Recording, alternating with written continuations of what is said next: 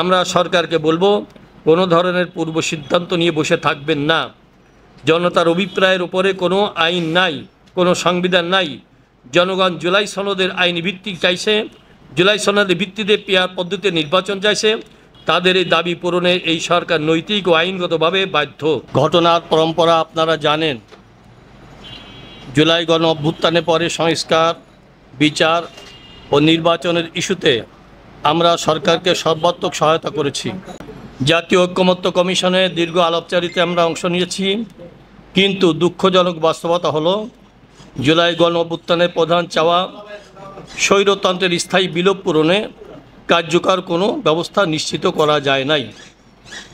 জুলাই সনদে গুরুত্বপূর্ণ বিষয়ে ঐক্যমত্য হয় নাই।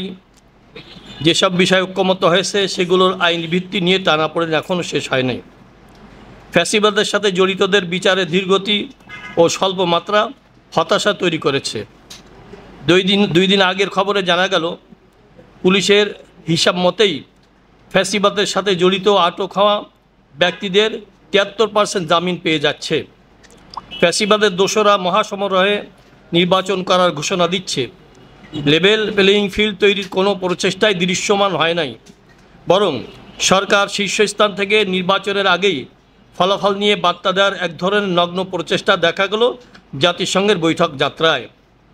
এমন বাস্তবতায় আজকের এই সংবাদ সম্মেলন অনুষ্ঠিত হচ্ছে।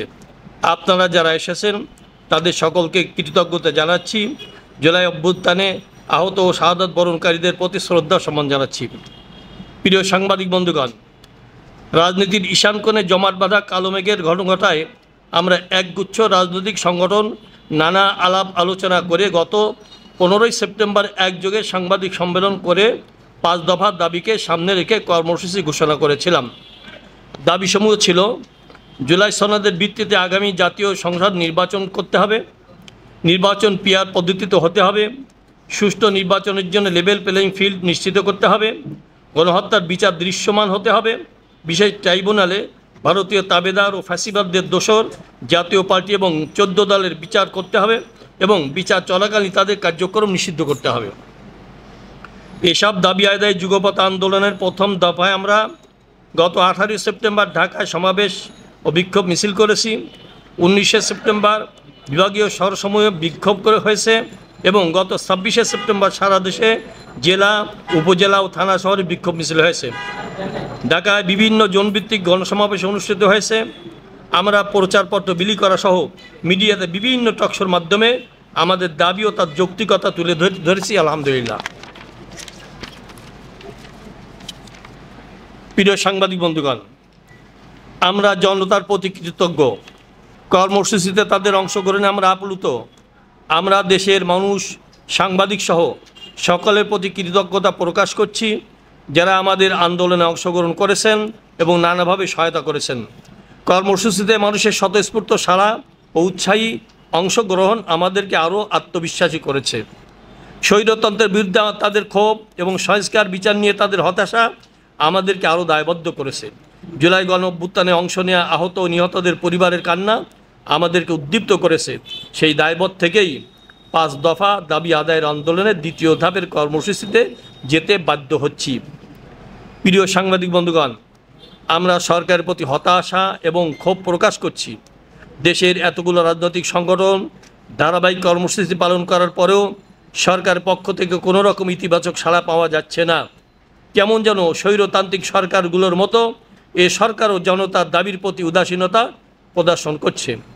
আমরা সরকারকে সতর্ক করে দিতে চাই, মনে করে দিতে চাই, এই সরকার একমাত্র জনতার রক্তমাখা জীবন উৎসর্গ করার অভিপ্রায় গঠিত। ফলে জনতার দাবির প্রতি ক্রমাগত উপেক্ষা এই সরকারের নৈতিক ও আইনগত বৈধতাকে নষ্ট করবে। প্রিয় সাংবাদিক বন্ধুগণ, 5 দফা দাবি আদায়ে আন্দোলনে দ্বিতীয় ধাপে আমাদের কর্মসূচি হচ্ছে 1 অক্টোবর থেকে 9 অক্টোবর পর্যন্ত 5 দফা গণদাবির পক্ষে জনমত গঠনের লক্ষ্যে গণসংযোগ। 10 অক্টোবর ঢাকায় ও বিভাগীয় শহরে গণমিছিল। 12 অক্টোবর জেলা প্রশাসকের কাছে স্মারকলিপি পেশ। দেশের অন্যতম প্রধান হিন্দু ধর্মাবলম্বীদের দুর্গা উৎসবের কারণে প্রথম দিকে রাজপথের কোনো কর্মসূচি ডাকা হয় নাই। প্রিয় সাংবাদিক বন্ধুগণ, আমরা সরকারকে বলবো, কোনো ধরনের পূর্ব সিদ্ধান্ত নিয়ে বসে থাকবেন না। জনতার অভিপ্রায়ের উপরে কোনো আইন নাই, কোনো সংবিধান নাই। জনগণ জুলাই সনদের আইনি ভিত্তি চাইছে, জুলাই সনদের ভিত্তিতে পিয়ার পদ্ধতিতে নির্বাচন চাইছে, গণহত্যাকারীদের বিচার চাইছে, ফ্যাসিবাদের দোষরদের বিচার ও বিচারকালীন নিষিদ্ধতা চাইছে এবং লিভেল প্লেইং ফিল্ড চাইছে। তাদের এই দাবি পূরণে এই সরকার নৈতিক ও আইনগতভাবে বাধ্য। আমরা সরকারের দায়বোধকে জাগ্রত করতে চাই। আমাদের কর্মসূচিতে যদি তাদের দায়বোধ জাগ্রত না হয়, তাহলে সতর্ক করে বলছি, বাংলাদেশের মানুষ দাবি আদায় করার পদ্ধতি জানে।